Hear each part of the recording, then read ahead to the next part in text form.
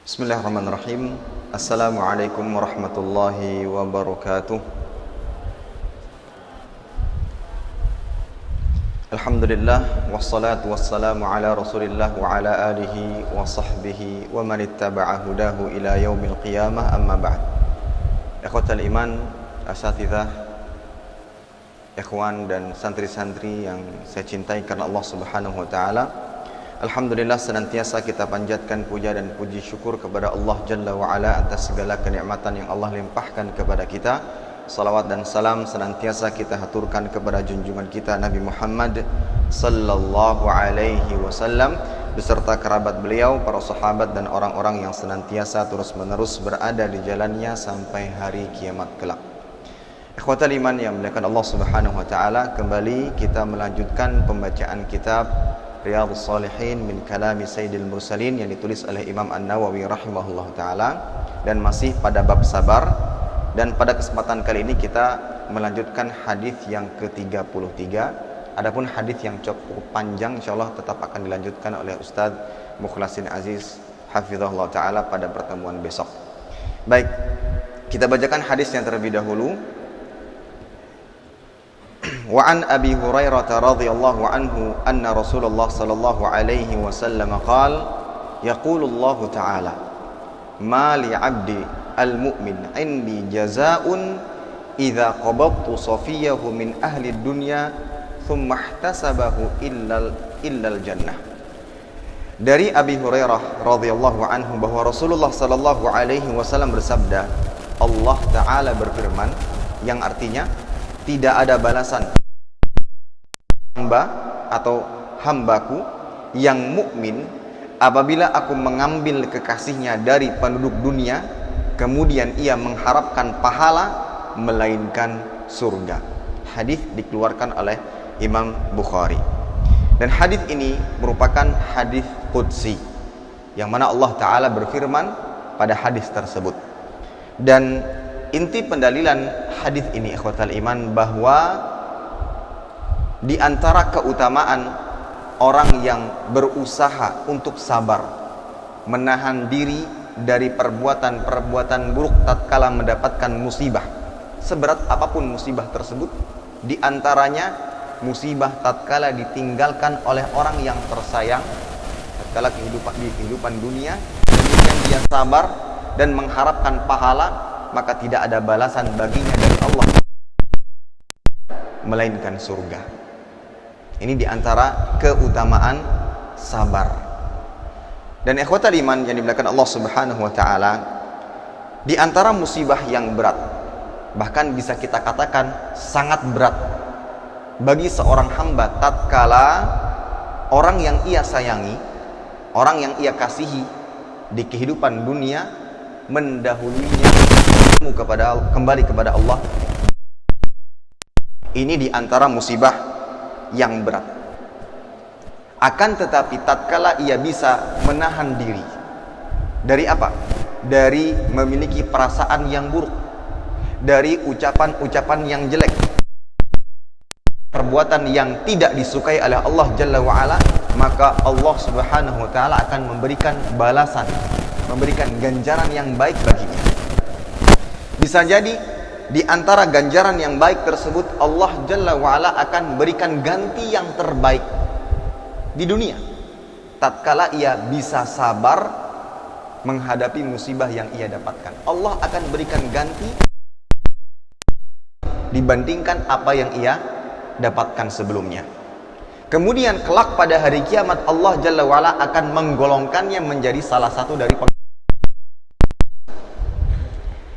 di antara buktinya adalah kisah Ummu Salamah radhiyallahu anha, salah satu dari ummahatul mukminin, istri Nabi sallallahu alaihi wasallam yang bernama Hind bin Abi Umayyah.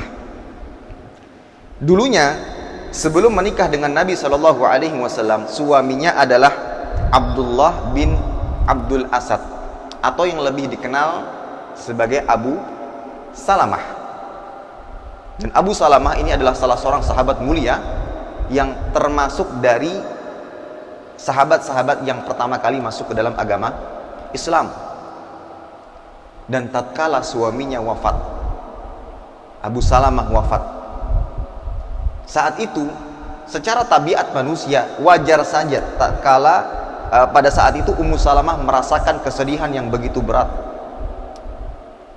dan muncul kekhawatiran kalau seandainya ia tidak bisa menemukan pengganti yang lebih baik daripada Abu Salamah. Abu Salamah sangat dikenal dengan kebaikannya.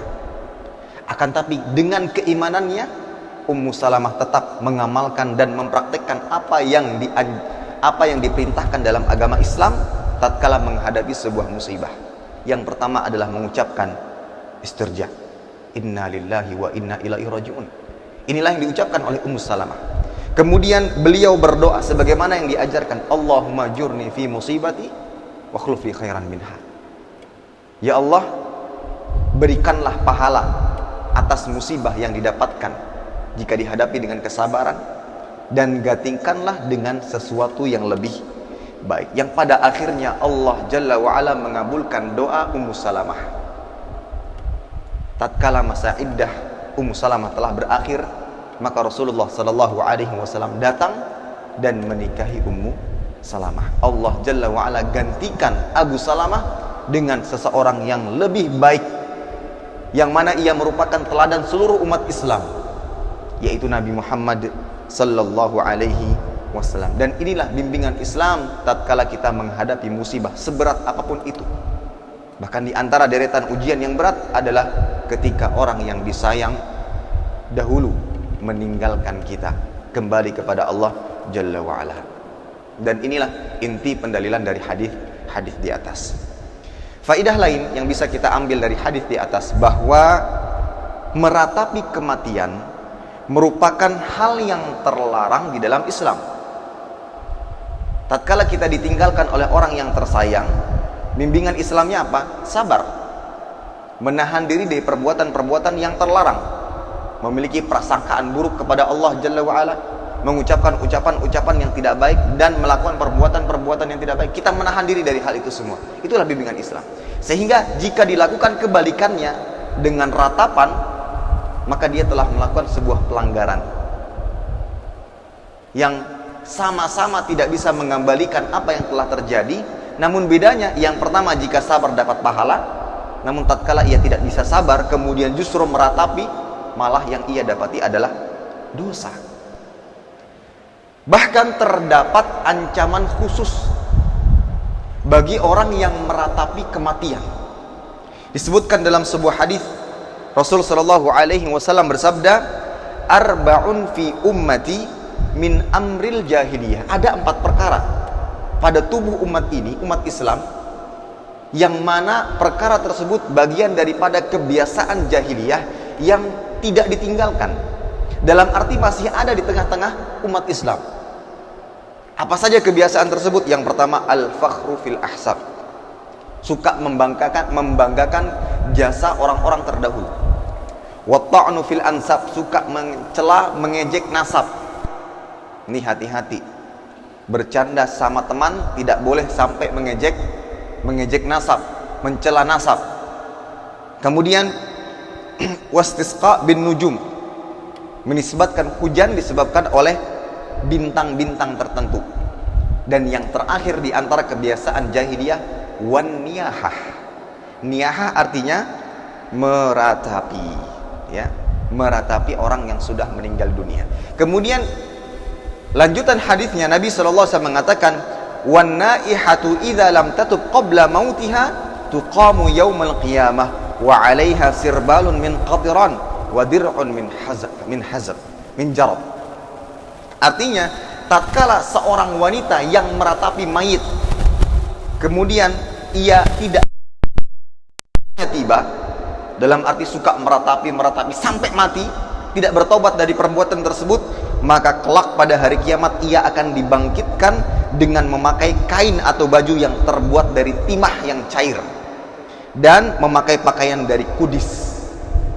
Ini bentuk penghinaan dan adab bagi orang yang suka meratapi orang yang sudah meninggal dunia tatkala hidup di dunia. Baik, dalam hadis ini disebutkan an-naihah, wanita yang meratapi. Kenapa disebut wanita? Karena kebanyakan yang meratapi siapa?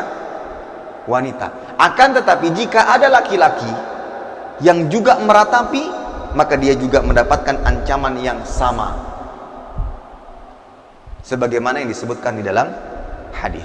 Dan Nabi SAW berlepas diri dari perbuatan tersebut, perbuatan meratapi mayit. Makanya Nabi SAW mengatakan di dalam hadis, laisa minna man darabal hudud, bukan termasuk golongan kami orang yang suka memukul-mukul pipi sebagai bentuk ratapan terhadap mayit, ya. Au syaqqal juyub, yang suka merobek-robek baju, pakaian. Au da'a bida'wal jahiliyah, atau orang yang menyuruh dengan seruan jahiliyah. Seruan jahiliyah yang dimaksud bagaimana? Para ulama menjelaskan, tatkala ada salah satu anggota keluarganya yang meninggal dunia, kemudian dia memanggil-manggil dengan seruan-seruan jahiliyah seperti, wahai sandaran hidupku, kenapa engkau meninggalkanku? Wahai pujangga hatiku, kenapa engkau dahulu meninggalkanku? Ucapan-ucapan yang menunjukkan ratapan-ratapan yang pada akhirnya menafikan kesabaran pada dirinya. Ini termasuk seruan-seruan jahiliyah yang diharamkan di dalam Islam. Jika dilakukan, maka termasuk bagian daripada ratapan. Apa tadi? Azabnya akan dibangkitkan pada hari kiamat dalam kondisi menggunakan pakaian dari timah yang cair. Na'udzubillah, na'udzubillah min dzalik. Kesedihan memang pada dasarnya sesuatu yang tidak bisa kita hindari. Pasti sedih tatkala ditinggalkan oleh orang-orang yang disayang, sebagaimana yang dirasakan oleh Nabi SAW ketika putra tercinta beliau Ibrahim meninggal dunia. Akan tapi bukan berarti alasan tersebut, kesedihan tersebut dijadikan sebagai alasan untuk melakukan pelanggaran-pelanggaran dalam Islam seperti ratapan. Maka dari itu Nabi SAW mengatakan, innal aina la tadma', memang mata ini pastilah meneteskan air mata. Wal qalbul yahzan, dan hati ini bersedih. Ya. Wala naqulu illa ma yarda rabbuna, akan tetapi kita tetap tidak boleh mengucapkan ucapan-ucapan kecuali apa yang diridhai oleh Rabb kita, yaitu Allah Jalla wa'ala. Tidak boleh mengucapkan kata-kata yang tidak baik, yang jelek, sebagai bentuk ratapan seorang manusia tatkala ditinggalkan oleh orang yang dikasihinya. Sehingga dari sini kita ambil faidah, tatkala salah satu bentuk yang dibolehkan untuk menunjukkan kesedihan adalah meneteskan air mata, menangis, selama tangisan tersebut tidak diiringi dengan ucapan-ucapan yang buruk, perbuatan-perbuatan yang buruk, dengan teriakan yang begitu keras. Ini tidak boleh. Menangis hanya sebatas menangis dan meneteskan air mata, dan ini tidak terlarang dan bukan termasuk bagian daripada ratapan. Nabi SAW menangis ketika ditinggalkan oleh putranya yang tercinta. Abdurrahman bin Auf kemudian bertanya, mengapa engkau menangis? Maka Nabi SAW mengatakan, ya Ibn Auf, innaha rahmah, sesungguhnya air mata ini merupakan bagian rahmat sebagai bentuk tanda kasih sayang. Baik, ikhwatal iman yang dimuliakan Allah Subhanahu wa taala, faidah yang lain yang bisa kita ambil dari hadis ini sebagai dalil yang menunjukkan bahwa ada perbuatan-perbuatan Allah Jalla wa'ala, sebagaimana disebutkan dalam hadis tadi, idza qabadtu safiyahu, tatkala aku mengambil kembali kekasihnya, orang yang disayangnya. Ini menunjukkan ada perbuatan-perbuatan Allah Jalla wa'ala, dan Allah fa'alun lima yurid, mengerjakan apa yang dikehendaki oleh Allah Jalla wa'ala. Kita sebagai manusia, sebagai hamba-hamba Allah, tidak boleh bertanya-tanya, kenapa sih Ustaz Allah ciptakan ini dan ini dan ini. Allah la yus'alu amma yaf'al, Allah itu tidak ditanya tentang apa yang Allah lakukan. Kitalah kelak pada hari kiamat yang akan ditanya. Maka tidak boleh kita tanya, Ustaz, babi kan haram, kenapa kok diciptakan babi? Setan kan musuh Islam, kenapa kok diciptakan setan? Maka kita tidak boleh bertanya dengan apa yang Allah lakukan. Dan kita harus yakin di balik itu semua pastilah ada hikmah. Itu yang harus kita yakini. Dan Allah sesuai dengan kehendaknya melakukan apa saja yang Allah kehendaki. Dan akidah Ahlus Sunnah wal Jamaah harus meyakini bahwa semua perbuatan-perbuatan Allah baik. Ya, semua perbuatan-perbuatan Allah baik dan tidak boleh disandarkan kepada keburukan. Walaupun terkadang apa yang kita rasakan kita tidak suka, kita benci, namun bukan berarti kita benci dengan takdir Allah. Karena bisa jadi apa yang kita tidak sukai itu lebih baik bagi kita. Wa asa an takrahu syai' wa huwa khair lakum. Dan bisa jadi kalian benci kepada sesuatu padahal itu baik buat kita.